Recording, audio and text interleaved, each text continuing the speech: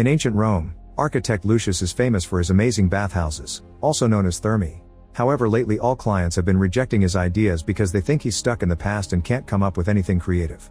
At home, his wife nags him all the time because they're low on money and he refuses to have a baby. One day, a friend of Lucius brings him to a public bathhouse because he needs to relax. However, Lucius thinks it's impossible to relax there because it's filled with people being loud and nosy. Needing some peace and quiet to think, he decides to go underwater and stay there for as long as he can. At that moment he notices water moving rather quickly on a tub's wall and goes to take a closer look, only to suddenly be pulled into a hole by a strong current. For several minutes, Lucius is dragged through a mysterious tunnel full of water, but the current is too strong to swim in. Eventually the pulling finally stops and Lucius resurfaces, only to discover he isn't in the Roman bathhouse anymore. Lucius doesn't understand it, but he's arrived in modern Japan, and now a bunch of old men in a public bathhouse are staring at the strange foreigner that suddenly popped out of the water. Lucius assumes these people are from a flat-faced tribe and starts investigating the place, quickly becoming amazed by all their innovations. Even simple things like baskets blow his mind, but when it comes to any machinery like the massaging device or the taps he assumes there are hidden slaves moving things. Meanwhile, manga artist Mami is having her story rejected again. She goes to the bathhouse at the same time Lucius accidentally enters the women's changing room and a screaming woman knocks him out by throwing something at his head. Mami is very impressed by Lucius' physique and immediately starts drawing him, but soon he's taken away from the women. When he wakes up, a guy shares a drink with him, even teaching him how to open the bottle. Lucius takes a sip and is so blown away by the taste that he cries before falling unconscious. When Lucius wakes up, he finds himself in ancient Rome again. The men at the bathhouse explain he drowned in the tub and was found just now. For a moment Lucius wonders if it was all a dream, but then he notices the empty bottle next to him. 2 months later, the bathhouse has been completely renovated thanks to Lucius' ideas, which basically consisted of copying everything he saw in Japan. People are in love with all the little touches, from the baskets to the new drinks in little bottles, and there are even machines handled by slaves. Everyone is happy and Lucius is finally making money again. One day, an old man is relaxing in the water and wishes he could have a bathhouse like this in his own house. While underwater, Lucius begins thinking if it's possible, only to suddenly be pulled by a current again. This time he appears in a house bathroom in modern Japan and soon an old man comes in, asking him to help him wash up. Lucius is confused and doesn't understand the language, but the old man is patient and teaches him how to use every object like the shower head and the hat that keeps the shampoo away from the face. At that moment Mommy enters the bathroom because it turns out this is her house. She gets super excited to see Lucius again and runs to grab her sketchbook while Lucius accidentally tries a spray that gets in his eyes. By the time Mommy comes back Lucius is already gone. As soon as he returns to Rome, Lucius copies the ideas from Japan again and builds the first private bathtub. His innovation becomes a sensation once again and he makes tons of money, however at home things aren't better. His wife is still not happy because she wants a baby, but Lucius spends all his time at work. An argument ensues and ends up with the wife leaving. Sometime later, a messenger comes to see Lucius. He was sent by the emperor, who has heard about Lucius' inventions and now wants to meet him at the bathhouse. On his way out, Lucius bumps into the emperor's nephew Caonius, who is very arrogant and throws very rude comments at him. Lucius is nervous because rumors say the emperor is very cruel and has killed politicians who opposed him, but when he finally meets him, Emperor Hadrianus treats him well. Hadrianus says he loves art and thinks that what Lucius has done with the bathhouse definitely counts as art, which he proves by letting the moonlight glow into the bathhouse. In fact, he's so impressed that he wants Lucius to make him his own personal bathhouse, but it must be full of innovative ideas that haven't been done yet. Lucius gladly accepts the challenge and that night he wanders around town, trying to get some inspiration to get the creative juices going to no avail. He's starting to feel bad about the fact all the ideas he's used lately were stolen when suddenly he falls into a ditch and disappears. Meanwhile, Mommy has taken a job at a supply store because her manga career is going nowhere, but it's so boring that it's hard to stay awake. When she accidentally leaves a tap open, a tub gets filled and suddenly Lucius appears in it. He starts panicking when he feels something strange moving around him until he realizes the tub is bubbling and staying warm on its own, which he finds very impressive. Then Mommy's manager shows up and scolds her for bringing a man to work, so he orders her to get rid of him.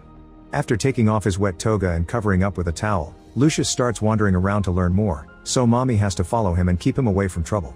Thinking she's working for him as a servant, Lucius gifts her a coin. Soon Lucius is learning all about modern furniture and grooming products, including how calming scented candles can be. Suddenly he needs to relieve himself and runs around until he finds the bathroom, being shocked by the toilet opening on its own and thinking it's slaves again. He stares at the toilet paper while he does his thing and assumes the text is the secrets of the flat-faced tribe. The toilet has a bunch of buttons on it and Lucius tries one, activating the bidet. The sensation of being cleaned down there so gently makes him feel as if he was in heaven, causing him to cry and disappear. Meanwhile, Mommy gets fired and goes home with the coin and the toga. Once he's back in Rome, Lucius immediately gets to work and builds the perfect bathhouse for Hadrianus, adding a toilet near the tub and once again using slaves to make up for machinery. Hadrianus is extremely happy with the result and awards Lucius a special necklace shaped like a man's dong with a dog's backside. Feeling proud, Lucius runs home to show the necklace to his wife, only to find her getting naughty with his best friend. The wife yells at him saying it's because he didn't want to have a baby, and the couple finally breaks up. In the meantime, Mommy gives up on trying to make manga, and since she can't keep a job, she decides to return to her small hometown and help with her family's inn. She can't stop thinking about Lucius, so she studies Roman history and even Latin. One of the clients turns out to be a professor and agrees to look at the coin and the toga. After running some tests, the professor confirms both objects were made hundreds of years ago. Unfortunately, the inn isn't doing well and Mommy's parents won't be able to support her for long, so they sign her up in a matchmaking service to find her a husband. Back to Lucius, he has fallen into a deep depression since his wife ran away with his best friend. One day he's approached by the emperor's right hand Antoninus, who is worried about Hadrianus. It turns out the emperor is also depressed because recently he lost his lover and now thinks a crocodile is his reincarnation. Lucius is given a new mission: to design a place where the crocodile can live comfortably. Searching for inspiration, Lucius goes to the emperor's bathhouse, and on his way there he finds Chaonius being forceful with a woman. The interruption allows the woman to run away and Chaonius insults Lucius again before leaving. Once he makes it to the bathhouse, he checks the water flow of the tub and gets dragged to present Japan again. First he appears in a lake where women are celebrating a fertility festival. Thinking he's their blessing, they jump on him and send him underwater again. The next time Lucius appears in a crocodile cage at the local reserve, where Mommy is having an awkward date with her potential husband. As soon as she sees Lucius, she ditches her date to save the Roman man. After an employee takes Lucius out of the cage, Lucius picks Mommy up and takes her with him to learn more about the reserve's care of crocodiles and indoor plants. When he tastes a banana, he likes the flavor so much that he decides to save it and take it back home to grow more. Afterward, Mommy gets Lucius a yukata and takes him around town to enjoy snacks and games. Lucius shows off his archery skills, and while he's distracted, a monkey steals his banana. A furious Lucius chases after the animal until he finds the hot springs, finding the idea of an outdoor bath incredibly relaxing.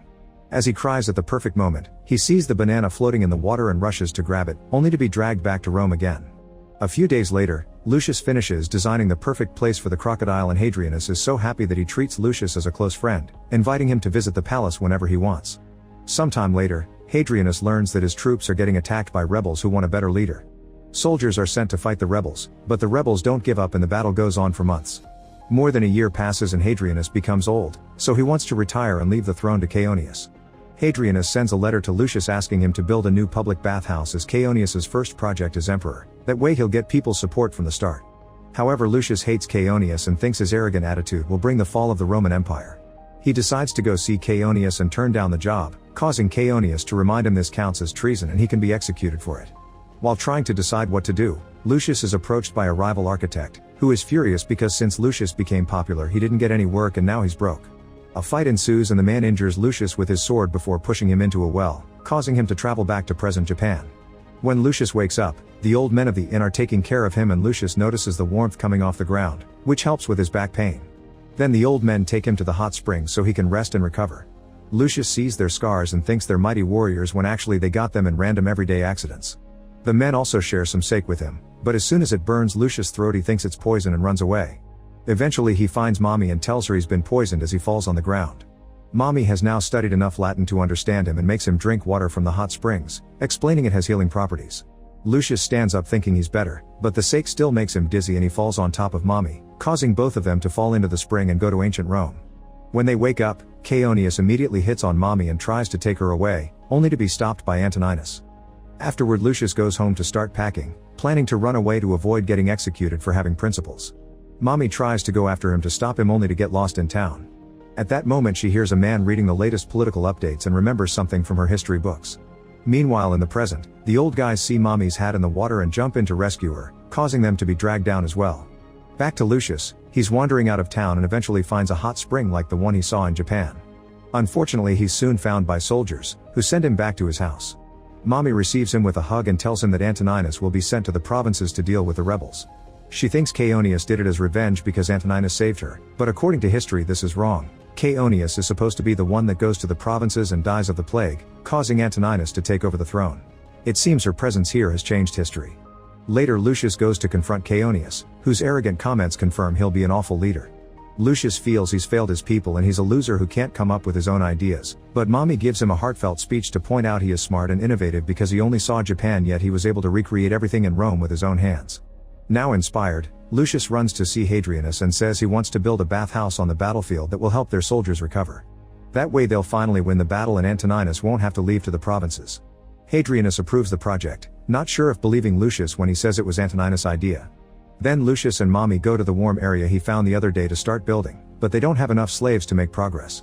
At that moment the soldiers show up with the old men from modern Japan, who immediately agree to help and have an idea to accelerate the process. Instead of building a full bathhouse which would take years, they start building small shacks where the wounded men can rest on the warm ground to recover from their injuries. They also dig a hole in the ground big enough for a hot spring that can fit a bunch of soldiers at a time. As days pass, they build more and more shacks and help more soldiers, which is truly helping them keep up in battle. Mommy also starts drawing signs, saying Lucius has inspired her to chase her dream again. After lots of hard work, the Romans finally win the battle and have a big celebration in the hot spring. That evening, Mommy and Lucius have a sweet moment together. Lucius smiles at her for the first time, which makes Mommy cry. Her body starts fading and Lucius realizes he had been crying every time he was sent back to Rome. Mommy says a final goodbye and is sent back to Japan together with the old men. A few days later, Hadrianus makes a public ceremony to congratulate Antoninus for his great idea and announces he'll send Caeonius to the provinces instead. He also says Lucius deserves to be recognized and congratulates him in front of everyone, making Lucius cry. In the present, Mommy is happy to finally get her manga accepted by an editor, who is impressed by her story based on Lucius. On her way home, she's shocked to see Lucius come out of a fountain. Make sure to subscribe and turn on notifications so you can watch more videos like this. Thanks for watching.